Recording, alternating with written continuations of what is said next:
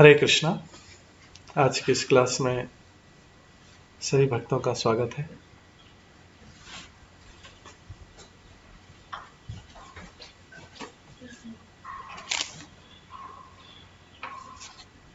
हम मंगलाचरण से स्टार्ट करते हैं। ओम अज्ञानतिमिरन्धस्य ज्ञानाञ्जनशलाकया चक्षुरुन्मिलितं येन तस्मै श्रीगुरवे नमः। श्रीचैतन्यमनोभीष्टं स्थापितं येन भूतले स्वयं रूप कदा मह्यं ददाति स्वपदान्तिकम्। वन्देऽहं श्रीगुरुं श्रीयुतपदकमलं श्रीगुरुं वैष्णवांश्च श्रीरूपं साग्रजातं सहगणा रघुनाथान्वितं तं सजीवं साद्वैतं सावधूतं परिजनसहितं कृष्णचैतन्यदेवं श्रीराधाकृष्णपदां सहगणा ललिता श्रीविशाखान्वितंश्च नमो विष्णुपदाय कृष्णपृष्ठाय भूतले श्रीमते भक्तिवेदान्त स्वामिनिति नामिने नमस्ते सरस्वती देवे गौरवाणी प्रचारिणे निर्विशेषा शून्यवादी पाश्चात्यदेशतारिणे वाञ्छाकल्पतरुभ्यश्च कृपा सिन्धुभैव च पतितानां पावनेभ्यो वैष्णवेभ्यो नमो नमः। जय श्री कृष्ण चैतन्य प्रभु नित्यानंद श्री अद्वैत गदाधर शिवासादि श्री गौर भक्तवृंद। हरे कृष्णा कृष्ण कृष्ण हरे हरे, हरे राम राम राम हरे हरे। ओम नमो भगवते वासुदेवाय। ओम नमो भगवते वासुदेवाय। ओम नमो भगवते वासुदेवाय। नारायणं नमस्कृत्यं नरं चैव नरोत्तमं देवीं सरस्वतीं व्यासं ततो जयमुदीरये। नष्टप्रायेषु भद्रेषु नित्यं भागवतसेवया भगवते उत्तमश्लोके भक्तिर्भवति नैष्ठिकी। कृष्णाय वासुदेवाय देवकी नन्दनाय च नन्दगोपकुमाराय गोविन्दाय नमो नमः। सर्ववेदान्तसारं हि श्रीभागवतम् इष्यते तदरसामृत तत्तस्य नान्यत्र स्यादरति क्वचित्। आराध्यो भगवान् ब्रजेश तनयस्तदधाम वृन्दावनं रम्या काचिदुपासना व्रजवधूवर्गेण या कल्पिता। श्रीमद्भागवतं प्रमाणम् अम्लं प्रेमपुमार्थमहम् श्रीचैतन्य महाप्रभो मतमिदं तत्रादरो न परम्। मूकं करोति वाचालं पङ्गुलङ्घयते गिरिं यत्कृपातमहं वन्दे परमानंद माधवम्। हरे कृष्णा। आज की क्लास में सभी का स्वागत है।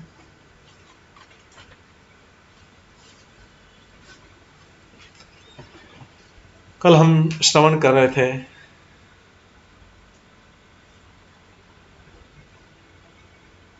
सुसंस्कृत मनुष्यों के लिए उपदेश।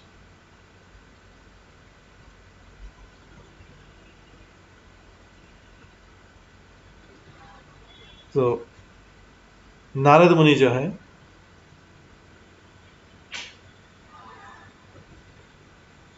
युधिष्ठिर महाराज को उपदेश दे रहे हैं। द्वारका में राजसूय यज्ञ पूर्ण होने के पश्चात इसमें आध्यात्मिक प्रगति के बारे में बताया जा रहा है, कर्मकांड के बारे में बताया जा रहा है, और हमने आदर्श पारिवारिक जीवन के बारे में सुना। तो बड़े सिस्टेमेटिक ढंग से जो है नारद मुनि युधिष्ठिर महाराज को ये उपदेश दे रहे हैं।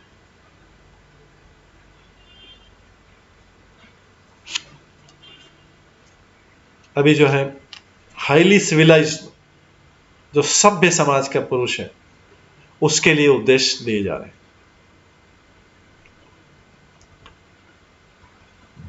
इसमें बताया गया है कि यश्चित् विजय ततस्यान्नि निसंगः अपरिग्रह एक विविक्त शरण भिक्षु भक्ष्यमित अचनः। जो मन पर विजय पाने का इच्छुक हो, जो मन पर विजय पाने का इच्छुक हो, उसे अपने परिवार का साथ छोड़ते हुए दूषित संगति से मुक्त होकर एकांत स्थान में रहना चाहिए।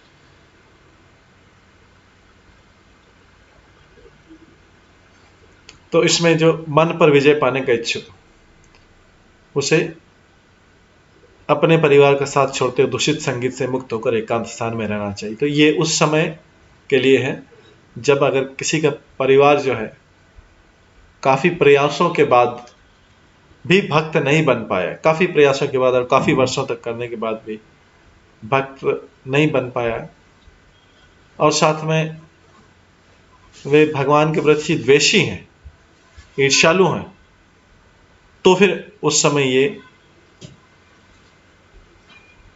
ये स्टेप जो है,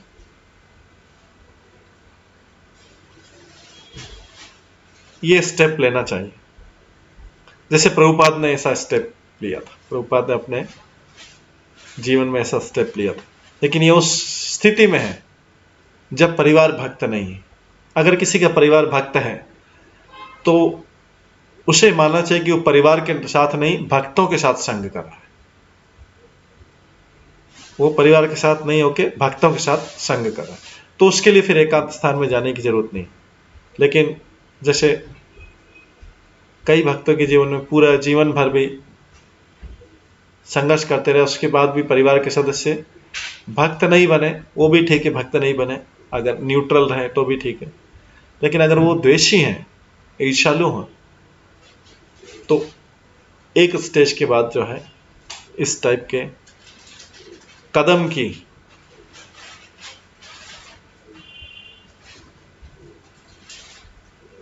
रिकमेंडेशन की गई।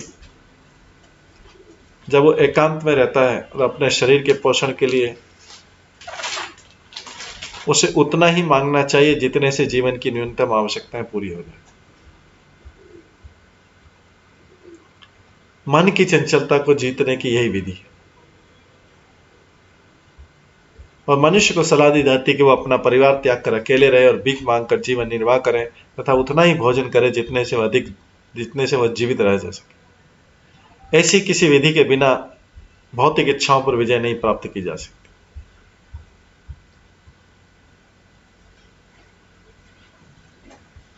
तो ये एक समय के बाद और अगर ये चलता रहेगा, अगर भौतिक इच्छाएं चलती रहे एक समय के बाद भी, और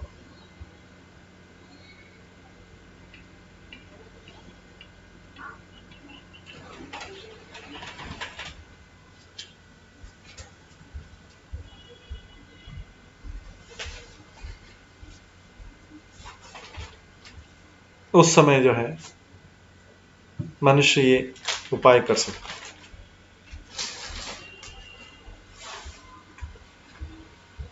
इस प्रसंग में स्मृति में एक श्लोक दिया गया है, द्वंद्वाहतस्य ग्राहस्थ्यम ध्यान भंगाधिकारणम लक्षिताग्रही स्पष्टम संसेद अविचारयन। द्वंद्व युक्त इस जगत में पारिवारिक जीवन ही वह कारण है जिससे मनुष्य का आध्यात्मिक जीवन या ध्यान नष्ट हो जाता है। तो इसमें वो चेतना को, हर व्यक्ति को भौतिक चेतना से, पारिवारिक चेतना से ऊपर उठना पड़ेगा। और अगर आध्यात्मिक चेतना में सभी हैं तो सभी उस समय भक्त के रूप में साथ में रह सकते। लेकिन अगर अंत तक ये भौतिक चेतना ही चलती रहेगी तो व्यक्ति को फिर सोचना पड़ेगा, उसको वानप्रस्थ आश्रम के बारे में सोचना पड़ेगा गंभीरता से। तो इस तथ्य को विशेष तौर पर समझते मनुष्य को उस समय निसंकोच संन्यास आश्रम स्वीकार कर लेना चाहिए अगर उसकी आध्यात्मिक प्रगति नहीं हो पा रही। अगर फिर भी उन संघ के कारण, ऐसे एसोसिएशन के कारण व्यक्ति की भौतिक चेतना व्यक्ति अपनी भौतिक चेतना में है और परिवार के सारे सदस्य भी भौतिक चेतना में है, तो उस समय उसको ये सेक्रीफाइस करना पड़ेगा। लेकिन अगर बिगिनिंग से ही, शुरुआत से सब लोग अगर भक्त वाली अवस्था में है, आध्यात्मिक चेतना में है, तो फिर यह स्टेप की जरूरत नहीं पड़ेगी।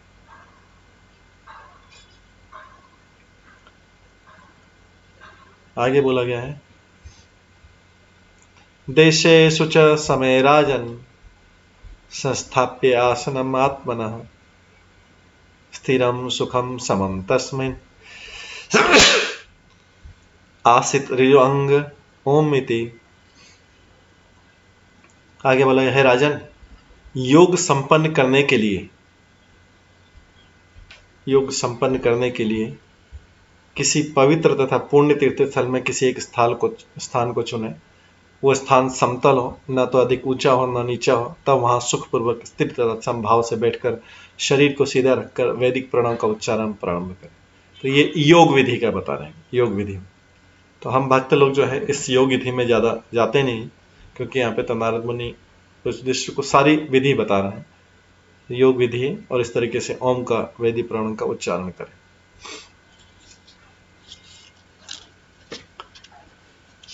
भक्त लोगों के लिए तो हरे कृष्ण महामंत्र ही मंत्र है। वैसे महामंत्र में और ओंकार मंत्र में कोई अंतर नहीं, क्योंकि दोनों ही पूर्ण पुरुषोत्तम भगवान की ध्वनि अभिव्यक्ति है। प्रणव सर्व वेदेषु, समस्त वैदिक वाक्यों में ओंकार ध्वनि शुभारंभ है, जैसे ओम नमो भगवते वासुदेवाय। ओंकार के जप तथा हरे कृष्ण मंत्र के जप में यही अंतर है कि हरे कृष्ण के मंत्र का जप स्थान या आसन का विचार के बिना किया जा सकता है, जबकि ओंकार का मंत्र जो ओंकार अलग से करते हैं, किसी चीज के साथ जोड़ के नहीं, जैसे ओम नमो भगवते वासुदेवाय नहीं करके ओंकार अलग से मंत्र करते हैं, तो उसमें स्थान का, आसन का, समय का विचार जरूरी है। ये भागवत गीता के 6 अध्याय में भी जहां पे ध्यान योग बताया गया है, वहां पे इस व्यवस्था का रिकमेंडेशन किया गया, स्तुति, इस व्यवस्था का संस्तुति की गई। तो योग करते समय योगाभ्यास के लिए मनुष्य को एकांत स्थान में जाना चाहिए और भूमि पर कुछ बिछाकर उसके ऊपर मृग चर्म तथा मुलायम कपड़ा डाल देना चाहिए। आसन न तो अधिक ऊंचा हो न अधिक नीचा हो, इसे पवित्र स्थान में होने देना चाहिए। ये ओंकार मंत्र के लिए और ध्यान करने के लिए। लेकिन कोई हरे कृष्ण महामंत्र करता है तो हरे कृष्ण महामंत्र में कोई भी व्यक्ति स्थान या आसन का विचार किए बिना जप कर सकता है। श्री चैतन्य महाप्रभु ने स्पष्ट किया है, नियमित स्मरणे न, विशिष्ट आदेश नहीं है, नियमित स्मरणे न, नियमित स्मरणे न काल, नियमित स्मरणे न काल नामक आदेश में क्या गया, देश काल तथा पात्र सभी समाविष्ट। खाली काल लिखा गया, लेकिन उसमें काल पात्र और देश का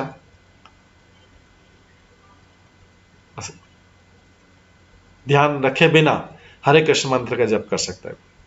विशेषतः इस कलयुग में भगवद गीता द्वारा संस्तुत उपयुक्त स्थान खोज पाना कठिन है, जो ध्यान योग में बताया, लेकिन वो चीज ध्यान योग के लिए।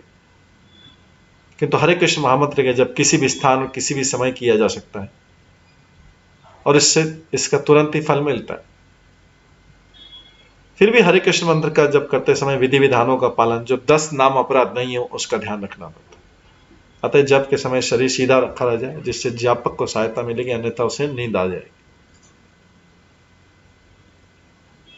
फिर इसके बाद ध्यान योग की कई विधियां बताई थी उन्होंने, युधिष्ठिर महाराज ने नारद मुनि ने युधिष्ठिर महाराज को बताई।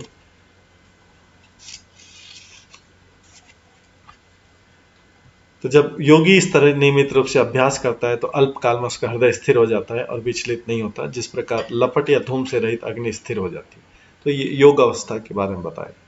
उसके बाद बताया गया, कामादिभि अनाविद्धम प्रशांत अखिल वृत्ति चित्तम ब्रह्म सुख स्पष्टम न एव उत्तिष्ठे कहिर्चित्।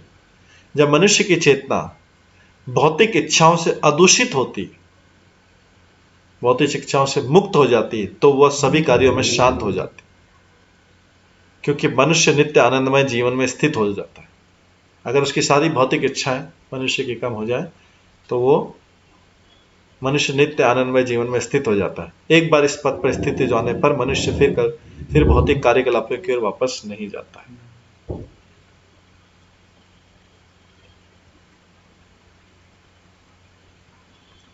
इस अवस्था में क्या होता है? मनुष्य की अवस्था ब्रह्म भूता प्रसन्नात्मा न शोचति न कांक्षति समा सर्वेषु भूतेषु मद भक्ति लभते पराम। जो दिव्य पद पर स्थित है उसे तुरंत परब्रह्म की अनुभूति हो जाती है और वो पूरी तरह प्रमोदित हो जाता है। वह न तो शौच करता है न कभी किसी वस्तु की इच्छा करता है। वो प्रत्येक जीव के प्रति संभाव रखता है। इस स्थिति में वह दिव्य कार्यकलाप या भगवत भक्ति को आरंभ करता है।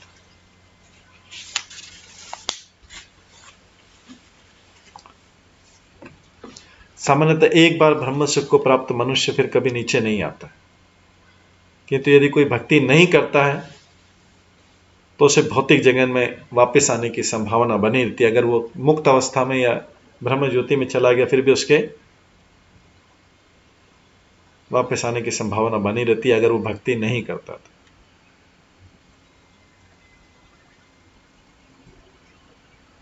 ये लिखा हुआ है, आरुह्य कृच्छेण परम पद ततः पतन्त्यधो अन्न दुष्टम युष्मदंघ्रय। मनुष्य ब्रह्म सुख पद तक ऊपर जा सकता है किंतु वह वहां से भी भौतिक जगत में गिर सकता है यदि वह अपने को भक्ति में नहीं लगाता। इसके बाद नारद मुनि युधिष्ठिर महाराज को बता रहे हैं, यह प्रवज्य गृहात पूर्वम त्रिवग्र आवपनात् पुनः यदि सेवेत तान भिक्षु सवांत आशी अपत्रपः। जो संन्यास आश्रम स्वीकार कर लेता है वो धर्म अर्थ तथा काम इन तीनों भौतिकतावादी कार्यकलापों के सिद्धांत को छोड़ देता है।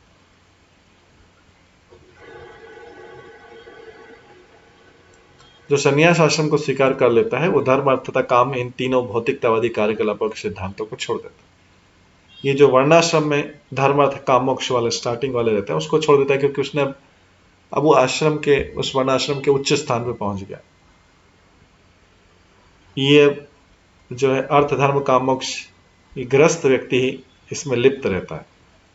जो व्यक्ति पहले संन्यास स्वीकार करता है किंतु बाद में इसी भौतिकतावादी क्रियाओं में लौट आता है तो वो वांताशी कहलाता है।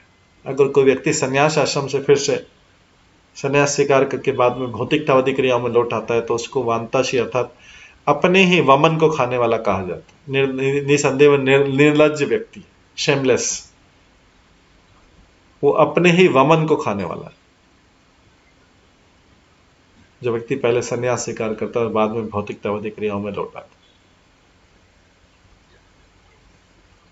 तो सारे भौतिकतावादी कार्यकलापों का नियमन जो है वर्णाश्रम धर्म के द्वारा होता है। वर्णाश्रम धर्म में इसी के अनुसार सारे ब्रह्मचारी ग्रस्त वानप्रस्थ संन्यास है।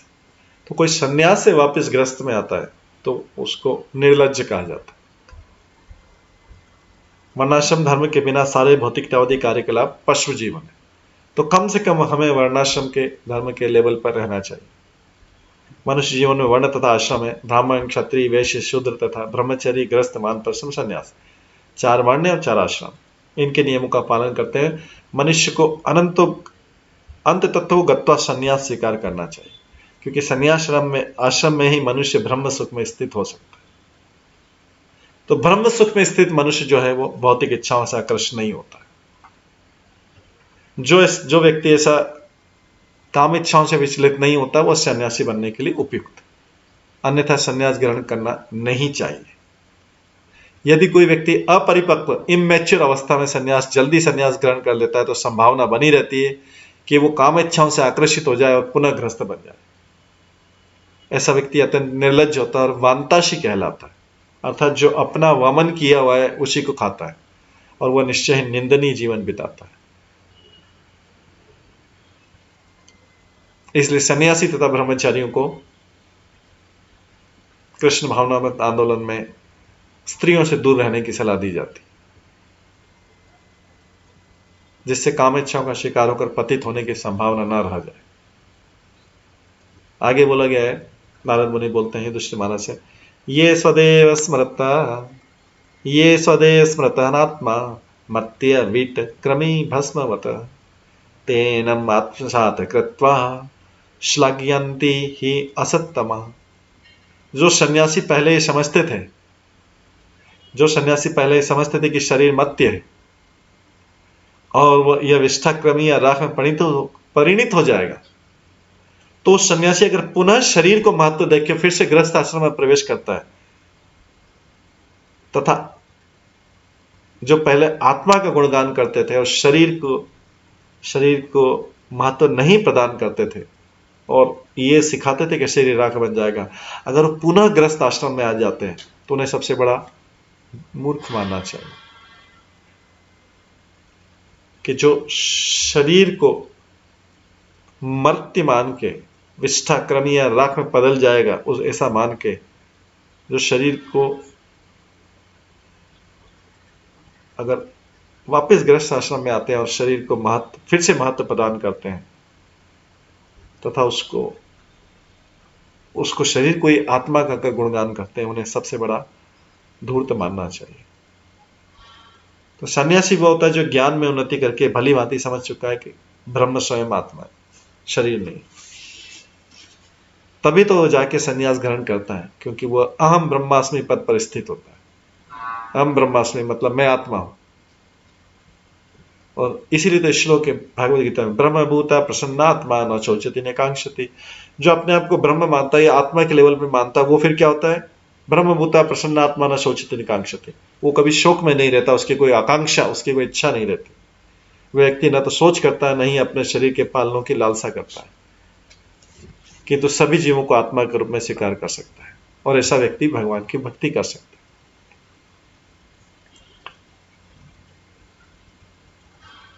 यदि वो भगवत भक्ति में प्रवेश नहीं करता अपितु यह समझे बिना कि आत्मा तथा शरीर भिन्न है, बनावटी तौर पर अपने को ब्रह्म या नारायण मानता है, तो निश्चित रूप से नीचे गिरता है।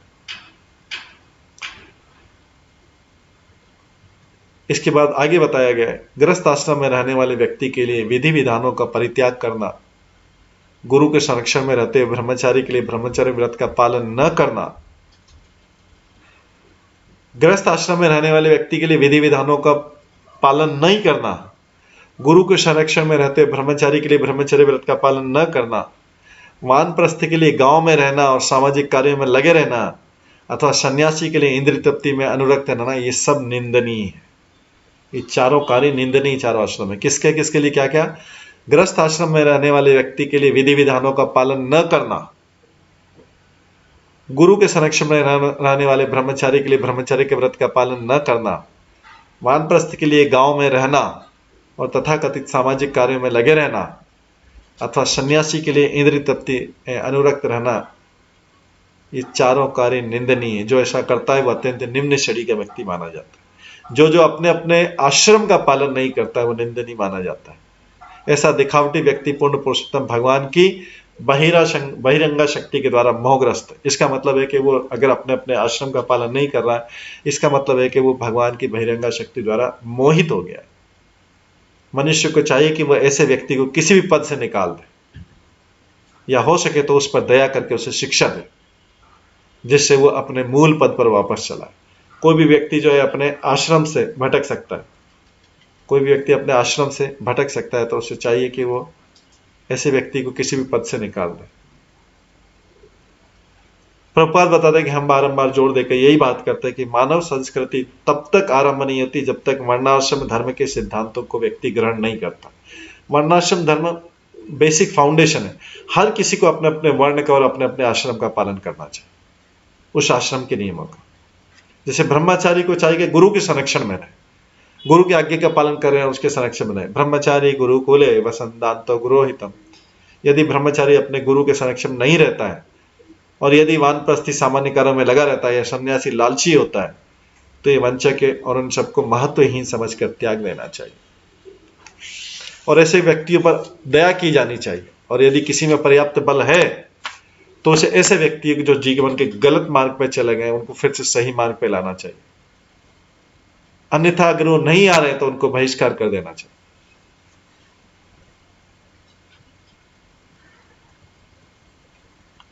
मनुष्य का जो शरीर है तथा आत्मा, शरीर आत्मा तथा परमात्मा को जानने के लिए निमित्त होता है। जो मनुष्य का शरीर होता है आत्मा तथा परमात्मा को जानने के लिए निमित्त होता है, और ये दोनों आध्यात्मिक पद पर स्थित है। यदि उच्च ज्ञान से परिष्कृत होकर इन दोनों को जाना जा सकता है, तो फिर मूर्ख तथा लालची व्यक्ति किसके लिए और किस कारण से इस शरीर का पालन इंद्रिय तृप्ति के लिए करता है।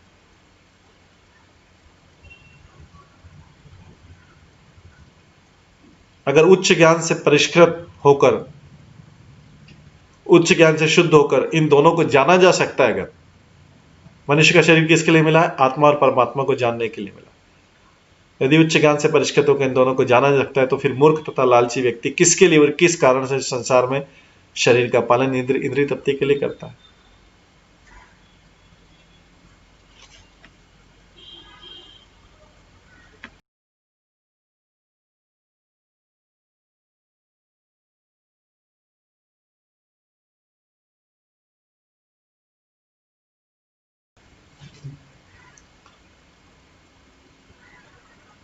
निसंदेह इस जगत में प्रत्येक व्यक्ति इंद्रिय तृप्ति के लिए शरीर का पालन पोषण करने में रुचि रखता है, किंतु ज्ञान के अनुकूलन से मनुष्य को धीरे धीरे जान लेना चाहिए कि शरीर आत्मा नहीं है। आत्मा तथा परमात्मा दोनों ही भौतिक जगत से परे हैं। इसलिए मनुष्य जीवन में विशेषतः जब कोई संन्यास ग्रहण करता है, समझ लेना चाहिए, जिस सन्यासी ने आत्मा को समझ लिया, उसे आत्मा को ऊपर उठाने तथा परमात्मा की संगति में लगना चाहिए।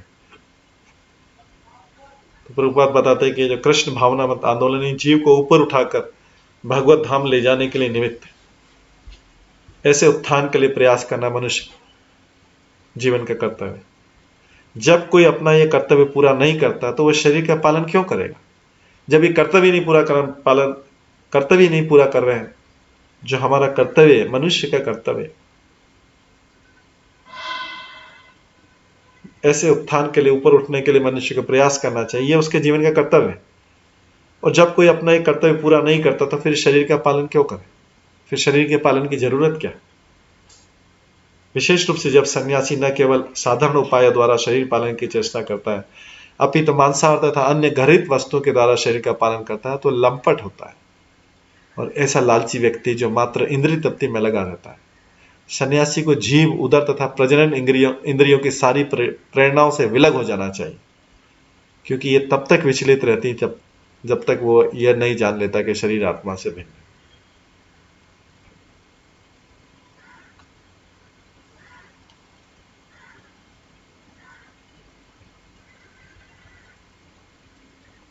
इकतालीसवें श्लोक में आगे बोला गया है, आहूम शरीरम रथमिंद्रियाणि हयानभिषून मना इंद्रियेशम वर्तमानि मात्राधीषणां च सूतं सत्वं बृहत बंधुरम ईश सृष्टम। ज्ञान में प्रबुद्ध आध्यात्मवादी पूर्ण पुरुषोत्तम भगवान के आदेश से बने शरीर की तुलना रथ से करते हैं। जो ज्ञानी लोग हैं वो शरीर की तुलना इस शरीर की तुलना रथ से करते हैं। इंद्रियां इसमें घोड़े के समान है। इंद्रियों का स्वामी जो मन लगाम के समान है, बुद्धि सारथी के समान है, और इंद्रिय विषय जो है वो गंतव्य स्थान, डेस्टिनेशन के समान है। और सारे शरीर में व्याप्त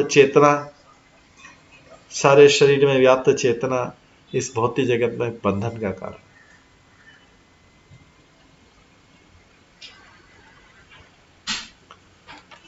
ये श्लोक भागवत गीता में भी आया, कई बार आया, कठोपनिषद में भी आया।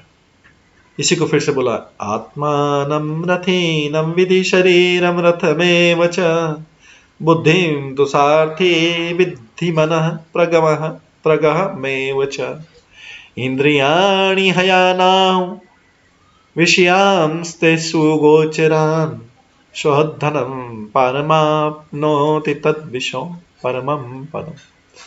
आत्मा शरीर रूपी रथ का स्वामी,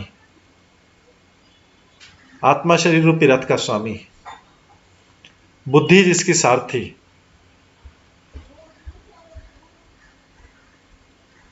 मन गंतव्य तक पहुंचने का संकल्प और इंद्रिया घोड़े और इंद्रिय विशेष कार्य में सम्मिलित इस प्रकार गंतव्य विष्णु तक पहुंच सकता है, जो जीवन के परम लक्ष्य। बद्ध जीवन में शरीर की चेतना बंधन का कारण है, जो भौतिक चेतना इस बंधन का कारण है, किंतु यही चेतना जब कृष्ण भावनामृत में रूपांतरित हो जाती है, यही चेतना जब कृष्ण भावनामृत में रूपांतरित होती है, तो ये सबों के भगवत धाम लौटने का कारण बनती है। इसलिए मनुष्य शरीर को दो प्रकार से उपयोग किया जा सकता है, अज्ञान के गहनतम भाग में जाने या भगवत धाम जाना। अज्ञान में जाना है नीचे की तरफ, या भगवत धाम जाना। भगवत धाम जाने का मार्ग जो है महत सेवा अर्थात स्वरूप सिद्ध गुरु को स्वीकार करना चाहिए। महत सेवा द्वार माहू विमुक्त, मुक्ति के लिए प्रामाणिक भक्तों के निर्देश मानना चाहिए। अगर किसी को वास्तव में मोक्ष या भक्ति प्रदान करनी है, तो उसको प्रामाणिक भक्ति, जो जेन्युइन भक्त हैं, जेन्युइन डिवोटी से प्रामाणिक भक्तों के निर्देश को मानना चाहिए, क्योंकि वे ही भक्त पूर्ण ज्ञान प्रदान करने वाले हैं। दूसरी ओर तमोद्वारम योषिताम संगी संगम, अगर किसी को संसार के अंधकार में जाना है, तो उसको स्त्रियों या स्त्रियों के प्रति जो आसक्त पुरुष, ऐसे पुरुष जो स्त्रियों के प्रति आसक्त हैं, उनकी संगति करना चाहिए। अगर किसी को नीचे की तरफ जाना है, पतन की तरफ जाना है, अज्ञान की तरफ जाना है, अज्ञान में भी गहनतम भागों में जाना है, तो उसे स्त्रियों के प्रति आसक्त पुरुषों की संगति करना चाहिए। अगर नीचे गिरना, अगर किसी को ऊपर जाना है, तो प्रामाणिक भक्तों के निर्देश मानना चाहिए, क्योंकि वे ही पूर्ण ज्ञान प्रदान कर सकते। जो लोग अत्यधिक भौतिकवादी होते हैं, वे स्त्रियों पर आसक्त रहते हैं और उन्हीं के बारे में सोचते रहते हैं, और वो ऐसे व्यक्तियों का संग करते हैं जो इस तरीके से स्त्रियों के प्रति आकर्षित रहते हैं।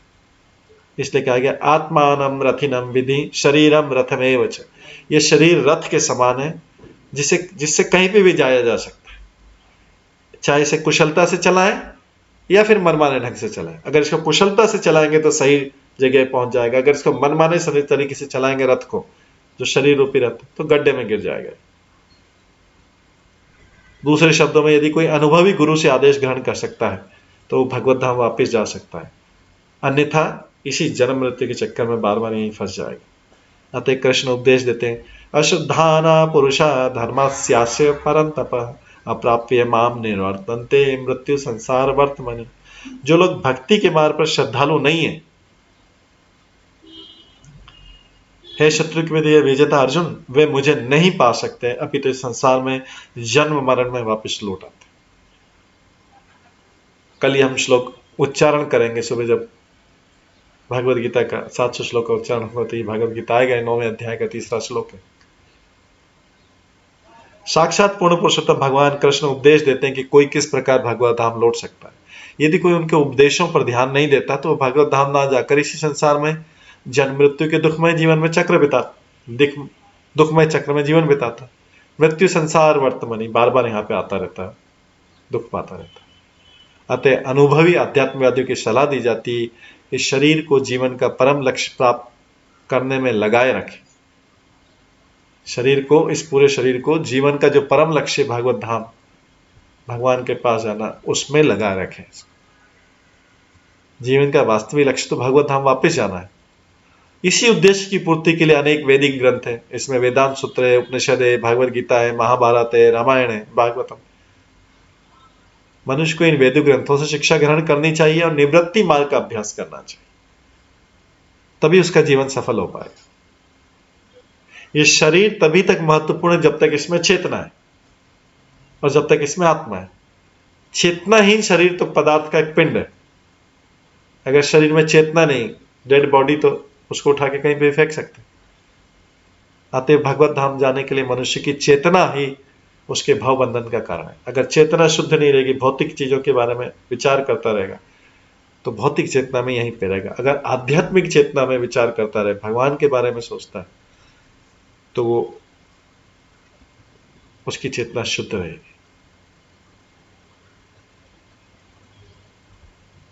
अतः मनुष्य को सारी उपाधियां, वो बूढ़ा है या बड़ा है, बालक है या स्टूडेंट है या गृहस्थ है या ब्रह्मचारी या सन्यासी या कोई कंपनी में पोजीशन होल्डर है, मनुष्य को सारी उपाधियां भूलकर अपनी चेतना का उपयोग कृष्ण की सेवा में करना चाहिए। अतः यदि कोई कृष्ण भावनामृत आंदोलन का लाभ उठाए तो उसका जीवन निश्चित रूप से सफल हो जाए। आगे के श्लोक में बताते हैं, अक्षम दश प्राणमधर्म, अक्षम दश प्राणमधर्म धर्मो चक्रे अभिमानम रथिनम च जीवम धनो हि तस्य प्रणम पठन्ति शरम तु जीवम परमेव लक्ष्यम। शरीर के भीतर कार्यशील 10 प्रकार की वायु की तुलना रथ के पहिए के आरों से की गई। तीलियां, रथ के पहिए में जो तीलियां रहती है, पहिए के अंदर 1 2 3 4 ऐसे, जिसके ऊपर रथ का पहिया बना रहता है, तो रथ के भीतर जो शरीर के भीतर जो कार्यशील 10 प्रकार की वायु है, उसकी तुलना रथ के पहियों से की गई। क्योंकि शरीर की तुलना रथ से की गई, तो जो 10 प्रकार की वायु है, जिसके ऊपर रथ 10 प्रकार के जो वो रहते हैं, तीलियां रहती हैं, जिन पर रथ का पहिया टिका रहता है, उसकी तुलना 10 प्रकार की वायुओं से की गई, शरीर की वायु। इस पहिए के ऊपर तथा निचले भाग को धर्म और अधर्म बोलते हैं। पहिए, रथ के पहिए के ऊपरी भाग को धर्म और निचले भाग को अधर्म बोलते हैं। इस शरीर रूपी देहात्म बुद्धि में रहने वाला जीव आत्मा जो रथ का स्वामी है, वैदिक प्रणव मंत्री धनुष है और साक्षात शुद्ध जीव तो तीर है और परम पुरुष उसका लक्ष्य। तो ये दूसरे तरीके से तुलना की गई। रथ में स्वामी बैठा, तीर जो है और वो धनुष बाण लिए हुए, जो जीवात्मा धनुष बाण लिए, तो वैदिक प्रणव मंत्र, जो वैदिक मंत्र है वो धनुष, साक्षात शुद्ध जीव तीर है, शुद्ध जीव तीर है। तीर स्वयं शुद्ध जीव बन रहा है। और कहां जाना जीव को, धनुष से छूट के कहां जाना जीव को, अपने परम लक्ष्य, परम पुरुष के पास जाना। तो शरीर के भीतर 10 प्रकार की वायु कौन सी रहती है, जिसमें सदा संचार रहता है? इनके नाम है प्राण, अपान, समान, व्यान, उदान, नाग, कुर्म, क्रकल, देवदत्त तथा धनंजय। ये 10 प्रकार की वायु शरीर में बहती रहती है। इसमें प्राण वायु निकल जाएगी तो मनुष्य का शरीर छोड़ना पड़ेगा। बाकी वायु जो है शरीर को स्वस्थ रखने में बैलेंसिंग रखती है। इसलिए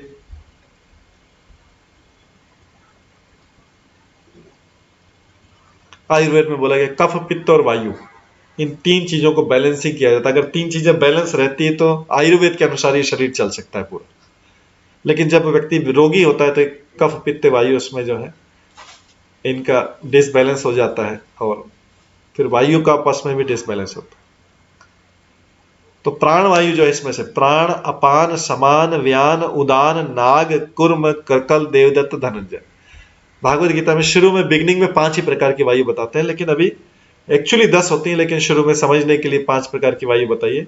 ये एक्चुअल में 10 वायु, लेकिन जो 5 प्रकार की वायु है प्राण, ये ऊपर, ये इसमें आत्मा तैरता रहता है,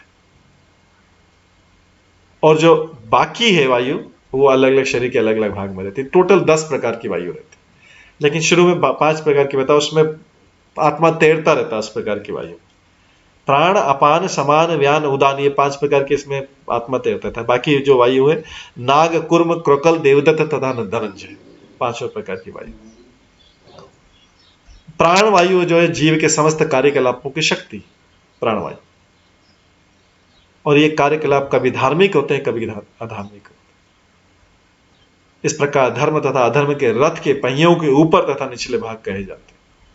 जब जीव भगवत धाम जाने का निश्चय करता है तो उसका लक्ष्य पूर्ण पुरुषोत्तम भगवान विष्णु में रहता है। लेकिन बद्धावस्था में मनुष्य यह नहीं समझ पाता कि उसका जीवन लक्ष्य परमेश्वर है या नहीं। न ते विदु सार्थ गगति हिम विष्णु दुराशाई बहिर्रथमानी न। जीव इस भौतिक जगत में सुखी रहने का प्रयास करता है, किंतु अपने जीवन लक्ष्य को नहीं जानता। किंतु जब जीवात्मा शुद्ध अपने को किसी जाति, राष्ट्र, समाज, परिवार इत्यादि से संबंधित होने की झूठी पहचान को त्याग देता है, तब वो विमल जीवन का तीर लेकर प्रणव या हरे कृष्ण मंत्र के दिव्य कीर्तन रूपी धनुष की सहायता से अपने आप को पूर्ण पुरुषोत्तम भगवान की ओर फेंकता है। श्री विश्वनाथ चक्रवर्ती ठाकुर ने टिप्पणी की कि चूंकि इस श्लोक में धनुष और बाण शब्द आए आते हैं, यह कोई तर्क कर सकता है कि पूर्ण पुरुषोत्तम भगवान तथा जीव परस्पर शत्रु हो गए। जीव तीर हो गया और भगवान लक्ष्य हो गए। तो ये शत्रुता का नहीं, जीव को उस लक्ष्य की तरफ जाना है।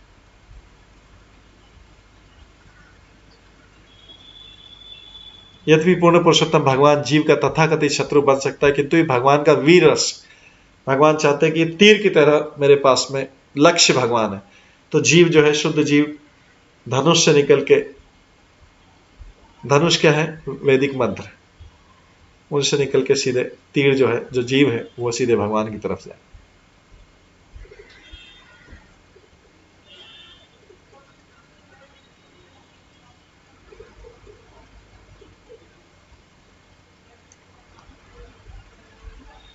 आगे बोला गया है, बद्धावस्था में मनुष्य की जीवन संबंधी अविधारणाएं कभी कभी काम इच्छा तथा ज्ञान के कारण दूषित हो जाती। बद्धावस्था में मनुष्य की जीवन संबंधित अवधारणाएं कभी कभी काम इच्छा तथा ज्ञान के कारण दूषित हो जाती। जो आसक्ति, शत्रुता, लोभ, शोक, मोह, मद, झूठी प्रतिष्ठा, अपमान, दोषा अन्वेषण, छलावा, ईर्ष्या, असहिष्णुता, कामेच्छा, मोह, भूख तथा निद्रा के रूप में प्रकट होती है, ये सब अवगुण है। इतने अवगुण कहीं सुनने को नहीं मिलेंगे एक साथ। ये सब मनुष्य के अवगुण है। क्या है? जब मनुष्य बद्ध अवस्था में रहता है तो कभी कभी काम इच्छा और अज्ञान के कारण उसकी जीवन संबंधी अवधारणाएं दूषित हो जाती, चेतना में दूषित हो जाती है। तो उस समय क्या होता है?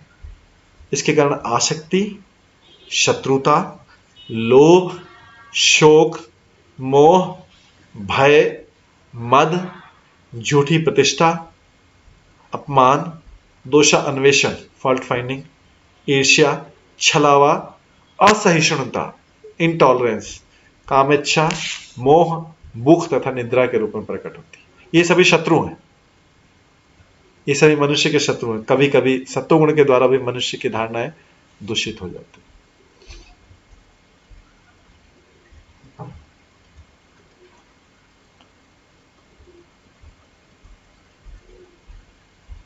तो बुराई तो सबको पता है, लेकिन कभी कोई व्यक्ति सत्वगुणों से भी दूषित हो जाता है। क्या होता है सत्वगुण में? सत्वगुण हालांकि तीनों गुणों में ऊपर है, लेकिन सत्वगुण के कारण व्यक्ति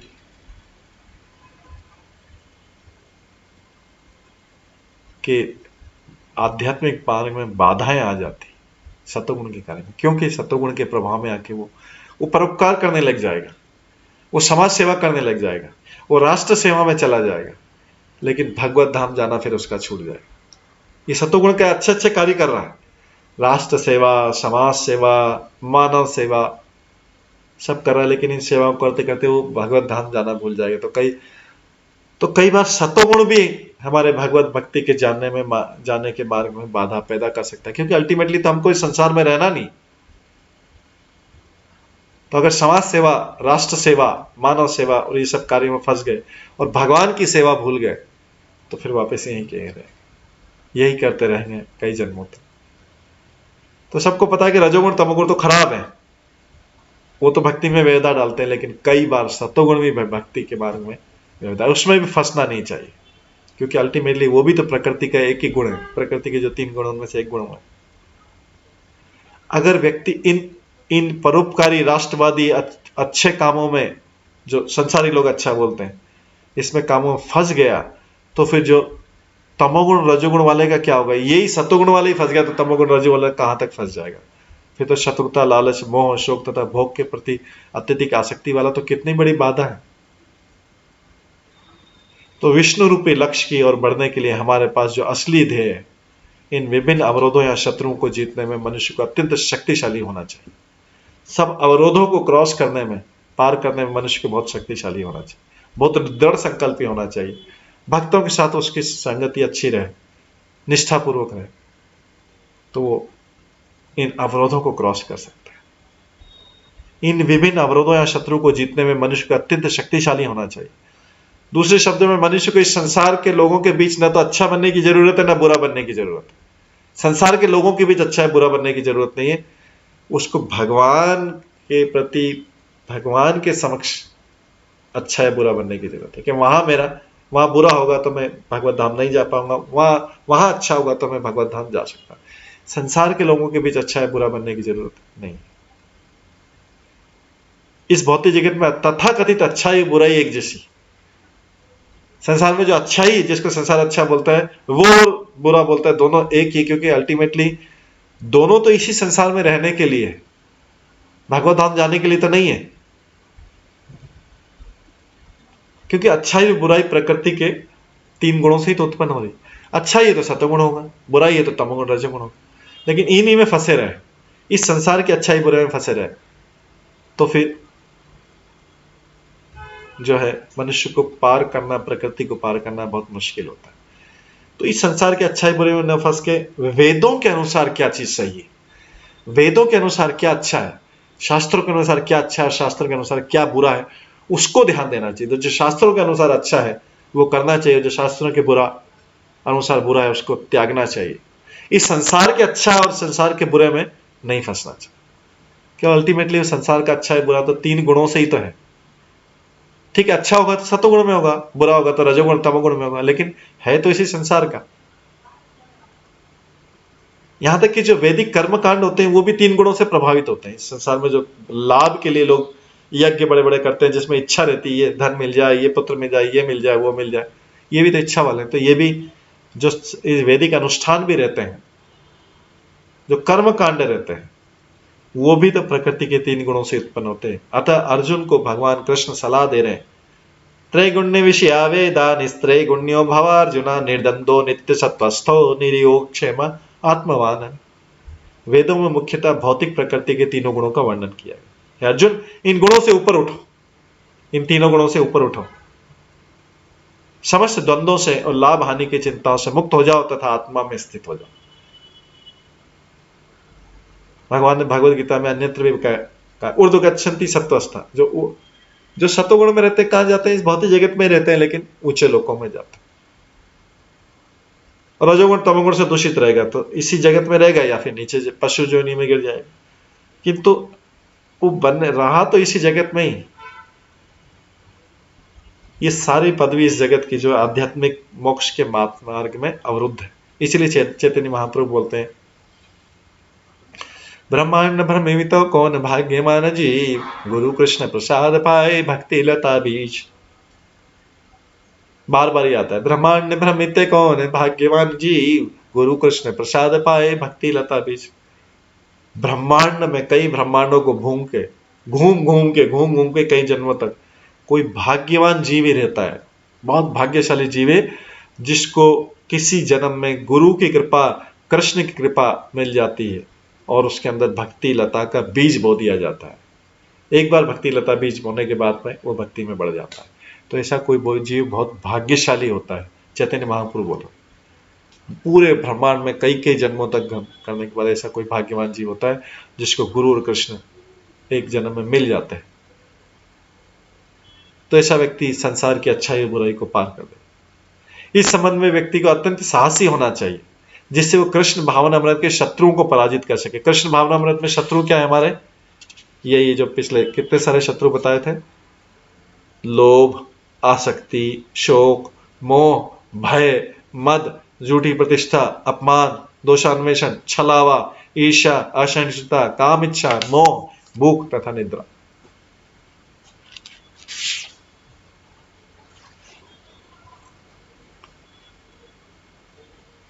आगे बोला गया है, यावत् नृकार्य रथमात्मवशोपकल्पम धत्ते गणिश्च चरण अर्चनया निशातम ज्ञान असीमच्युत बल दधतस्त शत्रु स्वानंद तुष्ट उपशांत इदम विजयात। जब तक मनुष्य को इस जब तक मनुष्य को इस शरीर के उसके विभिन्न अंगों तथा सात समान सहित जो पूर्णतः अपने वश में नहीं है स्वीकार करना है, तब तक उसे अपने श्रेष्ठ जनों, अपने गुरु तथा गुरु के पूर्ववर्ती आचार्यों के चरण कमलों को धारण करना चाहिए। जब तक मनुष्य को शरीर धारण कर रहेगा और उसके साज सामान धारण कर रखेगा, और ये इसके वश में नहीं है। ऐसे शरीर को जब मनुष्य शिकार करता है तो उसे अपने गुरु तथा गुरु के पूर्ववर्ती आचार्यों के चरण कमलों को धारण करना चाहिए, उनके चरण कमलों को अपने हृदय में धारण करना चाहिए। उनकी कृपा से वह ज्ञान की तलवार को तेज कर सकता है और भगवत कृपा के बल पर वो तब अपने शत्रुओं को पराजित कर सकता है। ज्ञान की तलवार, प्रभुपाद की बुक का नाम है ज्ञान की तलवार। ज्ञान की तलवार से इन शत्रुओं को, कौन से शत्रु? ये जो सारे शत्रु हैं, भय, अभिमान, मद, प्रतिष्ठा, अपमान, छलावा, ईर्ष्या, ये सब शत्रुओं को ज्ञान की तलवार से नष्ट कर सकते हैं। ज्ञान है तो ये सारी चीजें नष्ट हो सकती। ज्ञान कौन सा? आध्यात्मिक ज्ञान। इस प्रकार भक्त को अपने ही दिव्य आनंद में लीन रहने में समर्थ होना चाहिए और तब वो अपना शरीर त्याग कर आध्यात्मिक पहचान फिर से प्राप्त कर सकता है। ये सब करते करते करते जब उसका समय आएगा, अंत समय आएगा, उस समय वो आराम से अपने शरीर को त्याग करके आध्यात्मिक पहचान कर सकता है अपना समय आने पर। इस तरीके से प्रैक्टिस करते करते करते करते करते करते वो स्थिति तक पहुंच सकता है।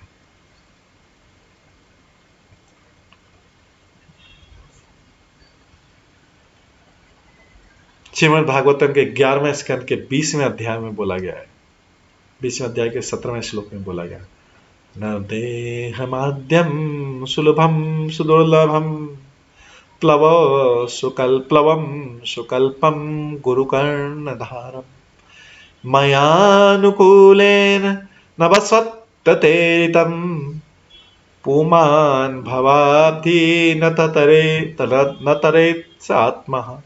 यह मनुष्य शरीर अत्यंत मूल्यवान नाव है। यह मनुष्य शरीर नाव के समान है।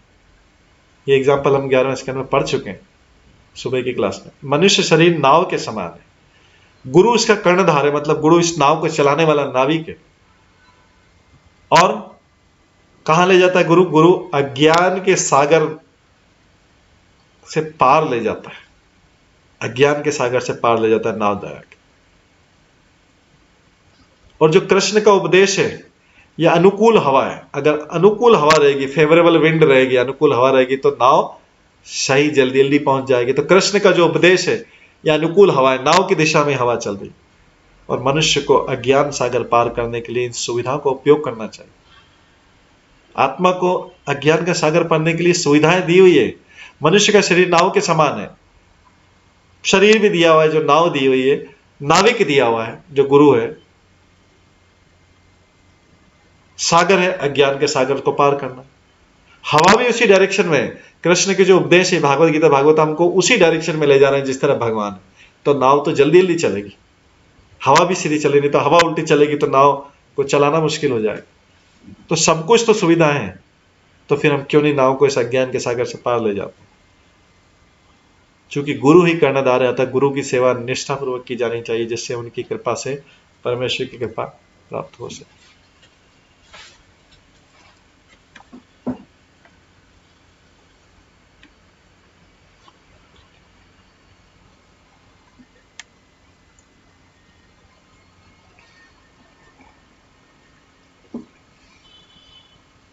इसमें इस श्लोक में जो पहले आ रहा है अच्युत बलम बहुत महत्वपूर्ण है। 45वां श्लोक जो पढ़ा, ज्ञानासीम अच्युत बलो। अच्युत बल का मतलब है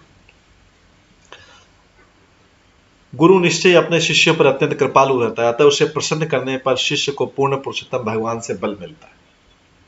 इसलिए चैतन्य महाप्रभु कहते हैं, वही वाला श्लोक फिर से आया, ब्रह्मांड भ्रमिते कौन भाग्यमान जीव, गुरु कृष्ण प्रसाद पाए भक्ति लता बीज। इसलिए बोल रहे हैं चैतन्य महाप्रभु, गुरु कृष्ण प्रसाद पाए भक्ति लता बीज। अगर गुरु और कृष्ण मिल जाए तो भक्ति लता का बीज बो दिया जाएगा मनुष्य के अंदर। पहले गुरु को प्रसन्न करना चाहिए, तब कृष्ण स्वतः प्रसन्न हो जाएंगे और उनसे वो बल प्राप्त हो जाता है, हो सकेगा अच्युत बलम। उनसे वो बल प्राप्त हो जाता है जिससे अज्ञान के सागर को पार किया जा सके। यदि कोई सचमुच भागवत धाम वापस जाने का इच्छुक है तो उसे गुरु को प्रसन्न करके काफी बलशाली हो जाना चाहिए। बलशाली मतलब आध्यात्मिक रूप से बलशाली, फिजिकली नहीं, शायद आध्यात्मिक रूप से बलशाली होना चाहिए, क्योंकि तभी तो उसे इस शत्रु को जीतने के लिए हथियार मिलेगा। शत्रु कौन है? वही सारे शत्रु हैं, आसक्ति, लोभ, शोक, मोह, भय, मद, झूठी प्रतिष्ठा, अपमान, फॉल्ट फाइंडिंग, छलावा, ईर्ष्या, ये सब आध्यात्मिक ज्ञान से सारे शत्रु नष्ट हो सकते। केवल ज्ञान रूपी हथियार पालना पर्याप्त नहीं, इसीलिए अपने गुरु की सेवा करके तथा उसके उपदेशों का पालन करके इस हथियार को और भी तेज करना चाहिए, तभी उसे पूर्ण पुरुषोत्तम भगवान की कृपा मिलेगी।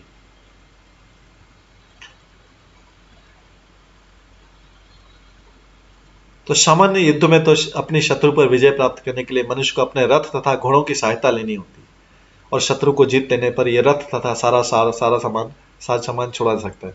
उसी प्रकार जब तक मनुष्य देह है तब तक उसका पूरा उपयोग जीवन की परम सिद्धि को पाने या भगवत धाम वापस करने के लिए किया जाना चाहिए। और भगवान को कैसे समझा जा सकता है? भक्त्या माम विजानाति यावन् च शास्मि तत्त्वतः ततो माम तत्त्वतो ज्ञाता विशते तदनन्तरम्। केवल भक्ति द्वारा परम पुरुष को यथार्थ रूप में समझा जा सकता है, और जब कोई ऐसी भक्ति से कोई परमेश्वर की पूर्ण चेतना में रहता है तो भगवत धाम में प्रवेश कर सकता है। जब तक भक्ति की अवस्था और गुरु तथा कृष्ण की कृपा प्राप्त नहीं होती तब तक नीचे गिरने तथा फिर से भौतिक शरीर धारण करने की संभावना बनी रहती।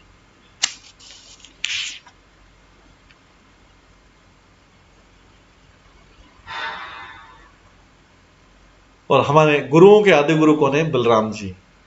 तो इसलिए बोला गया है, नायमात्मा बलहीन लभ्यो न च प्रमात तपसो वाप्य लिंगात् एतेरुपार्येत ते यशतो विद्याम स्तयशेष आत्मा विशते ब्रह्मधाम। बलराम की कृपा के बिना जीवन का लक्ष्य प्राप्त नहीं हो सकता। अतः श्री नरोत्तम दास ठाकुर कहते हैं, निताय रे करुणा होवे ब्रजे ब्रजे राधा कृष्णा पावे। निताय नित्यानंद, नित्यानंद जो है बलराम जी का एक स्वरूप है। तो निताय रे करुणा हवे ब्रजो राधा कृष्ण पावे। निताय की करुणा, बलराम जी की कृपा होगी तो हमें ब्रज के राधा कृष्ण के दर्शन होंगे। जब नित्यानंद अर्थात बलराम जी की कृपा होती है तो राधा कृष्ण के चरण कमल सरलता से प्राप्त की जा सकते हैं।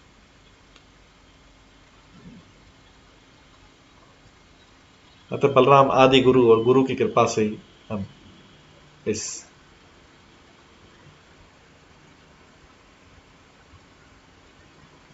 कृष्ण भावना में अपने शत्रुओं को जीत सकते हैं।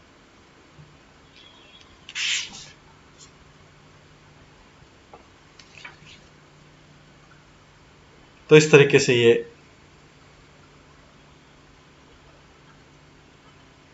नारद मुनि जो है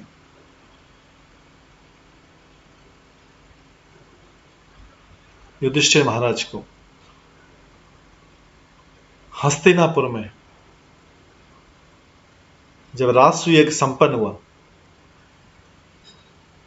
नारद मुनि ये राजसूय संपन्न होने के बाद युधिष्ठिर महाराज को ये उपदेश दे रहे हैं।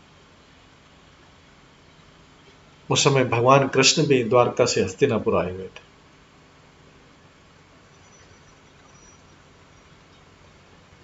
तो ये उपदेश अभी आगे भी है, कुछ हो रहा है, लेकिन ये मनुष्य जीवन के लिए बहुत सुंदर उपदेश है। इसीलिए उस उपदेश का नाम भी दिया गया है सुसंस्कृत मनुष्यों के लिए उपदेश। जो व्यक्ति सभ्य समाज के व्यक्ति हैं, सुसंस्कृत हैं, संस्कृत हैं, उनके लिए उपदेश।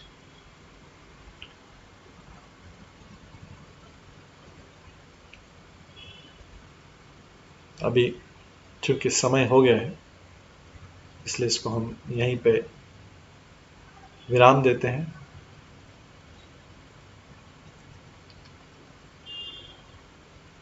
आज हम कुछ और, हमारा मंदिर में सेवा है तो कुछ प्रोग्राम है हमारा, तो आज हम प्रश्न उत्तर नहीं ले पाएंगे।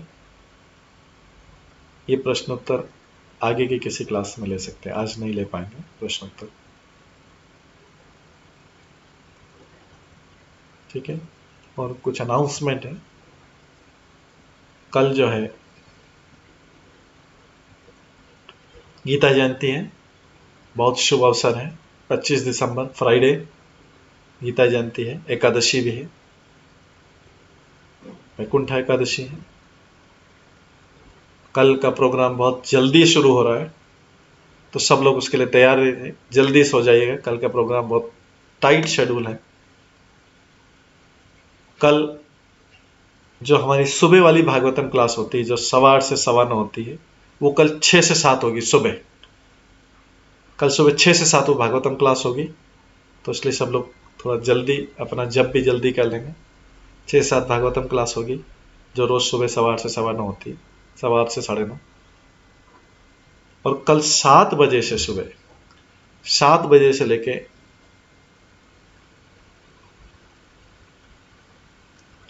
11 बजे तक भागवत गीता के श्लोकों का उच्चारण होगा, मंदिर के ब्रह्मचार्य द्वारा किया जाएगा, वो यूट्यूब पे प्रसारित किया जाएगा। लिंक आपको सबको भेज दी जाएगी, आप रेडी रहें। लिंक कभी भी लास्ट मोमेंट पे भी आ सकती है, लिंक आधा घंटा पहले 1 घंटा पहले भी आ सकती है, सबको ग्रुप में आ जाएगी लिंक।